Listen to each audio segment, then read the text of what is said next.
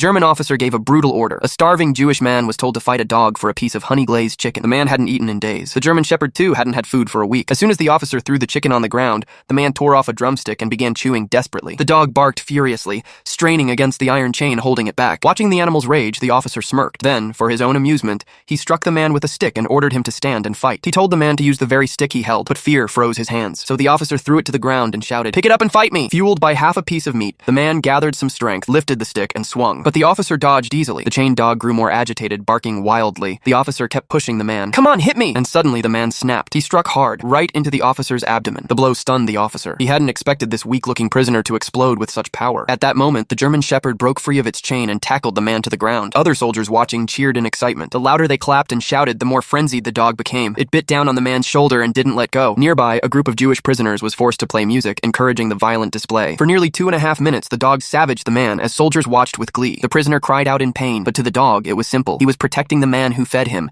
and punishing the one who once mistreated him. From that day, the dog was officially declared part of the German army. It began full training to hunt down Jewish escapees. The soldiers would give prisoners a short head start to run, then release the dog. But one day, a clever Jewish woman tried to escape. The officer fired at her but missed. Frustrated, he released the German shepherd. The dog bolted after her like lightning, catching up at the riverbank. She turned around in fear, only to freeze in shock. This was her dog, the same one she had once raised with love. Moments later, the officer arrived and saw her reaching out to the dog. The dog, too, paused. Memories of being held high in the air, of warm hands and gentle eyes came flooding back. Now, that same gentle hand was bloody and broken, perhaps by his own doing. The officer, oblivious to this moment, praised the dog for a job well done, but the dog's eyes filled with tears. He looked at the officer, and something changed. In that instant, the soldier's dog was gone. He had become what he once was, someone's loyal companion.